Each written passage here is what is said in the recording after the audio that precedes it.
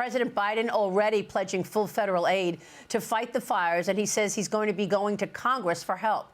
Senate Homeland Security and Governmental Affairs Committee Chairman Senator Rand Paul joins me right now. Senator, thanks very much for joining me. You've been laser focused on cutting federal spending, but in cases like these devastating fires, does the government need to step in and give aid now to California? Well, I think all of America is, horrified by the personal distress and the loss of property and just the devastation that we're seeing on television. But there is a question. I mean, should we just keep borrowing the money or printing the money up? No, I think the money has to come from real money through taxation or what have you. But we give billions of dollars already to California. Maybe some of that money could be rechanneled into an effort. But there is a question, and I think President-elect Trump has brought this up. Are the people out there capable of spending the money wisely? Are there man-made or governmental reasons why fires are increasing in California but decreasing in Texas? Worldwide, fires are on a downward slope as far as total amount of burned areas, but in California they're up. Does it have to do with management of brush? Can we mechanically remove brush? Can we mechanically or have prescribed fires to remove brush so we don't have such big fires? So there's a lot of questions here, but I think without question, we have to ask about the competence of the people you're talking about giving the money to before you do it. But the other thing is, if, we just did $100 billion in emergency funding for North Carolina. All of that was borrowed.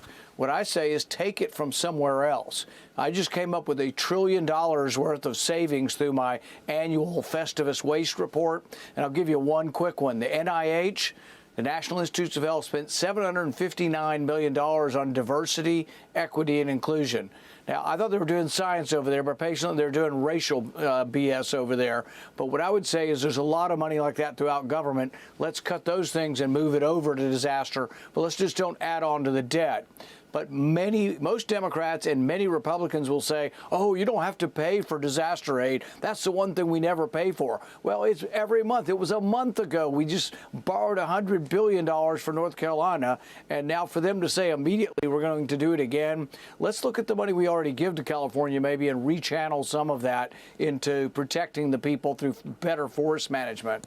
Yeah, no, I understand all of that. And you and the other GOP senators met with President Trump this week, as well as key congressmen at Mar-a-Lago this weekend to hammer out a strategy for tackling the upcoming priorities, border tax cuts in one or two reconciliation bills. Is the conversation shifting now that there will be a continuing resolution on March 14th that will include California wildfire emergency aid and perhaps the debt limit? I mean, I know you're a hard no on anything involving raising or eliminating the debt ceiling, correct?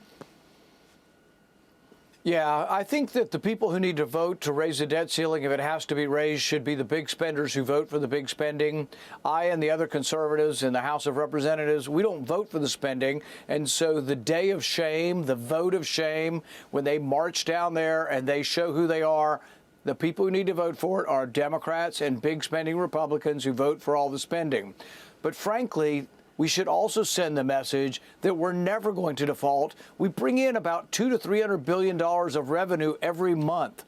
Our interest payment is a lot smaller than that. There's always enough tax revenue. We should announce to the world and to all the markets we're never defaulting because our tax revenue on a monthly basis is like 10 times bigger than our interest payment. So we always will pay our interest. We should announce it. And even if we did not extend the debt ceiling, we could pay interest on our debt simply through revenue. Senator, the Supreme Court is taking up the case against TikTok, deciding whether the government can ban this platform over its ties to China if it doesn't divest. You have now filed a bipartisan amicus brief with the Supreme Court saying that this ban goes against the First Amendment of free speech and expression. Tell us more. Well, even the authors of the TikTok ban will tell you they're trying to stop certain ideas from being expressed. They worry about these ideas, which to me are frankly a lot of dancing videos, which I think if you don't want your kid watching dancing videos, what happened to parental control? But governmental control is forbidden by the First Amendment. And so I think this is a First Amendment case for 170 million Americans using this app. It's also confusing when people say, oh, it's a Chinese-owned app. It's owned by international investors. It's like 60% of the people who own TikTok are not Chinese. The two people who developed it are Chinese engineers, but there's 7,000 Americans who work for TikTok who are part owners of TikTok also. So this is a lot more complicated than they make it out. And I think the First Amendment is too important. And if you're one of the people who worry about the app, don't use it. Well, I mean, so are you saying you're not worried about the Chinese Communist Party gathering information from TikTok on user data? I mean, isn't that one of the issues?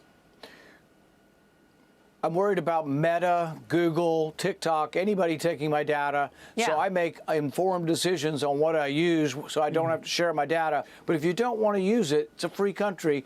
Don't use it. No, this is a fair point that you're making. Let me switch gears and ask you about next week's confirmation hearings. As chairman of the Homeland Security Committee, you'll be overseeing hearings on Wednesday for Kristi Noem as DHS Secretary, Russ Vought as Director of the Office of Management and Budget. And then, of course, all week we've got cabinet confirmation hearings for Pam Bondi, Doug Burgum, Pete Hegseth, Marco Rubio, Duffy, Zeldin, Stefanik, and Wright. What are your expectations for these hearings and confirmation of President Trump's cabinet? In the past, the minority party has not obstructed at least a handful of high-ranking cabinet members to be approved in the first week. So I'm hopeful that Secretary of State, as well as Department of Homeland Security, will be approved either on the day of the inauguration or the day after or that week, as well as a few others, Department of Defense. So I'm hoping we get to it quickly and that we don't muddle it around. And I still have my fingers crossed that that's going to happen. As far as the two that I'm in charge of, I've seen no resistance on the Republican side and some indication that we may get some Democrat support as well.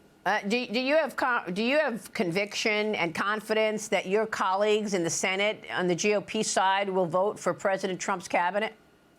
Yes, for the most part. I think there's two or three in our caucus that are worrisome on a handful. This is an amazing group of people and talented people that have been put forward. And I think most Republicans are on board. It's down to about two or three. We could probably lose, two or three and still get there. But my hope is those Republicans will look at this and say, these are some really qualified people, frankly. All right. We will leave it there. Senator, it's always a pleasure. Thanks so much for joining us.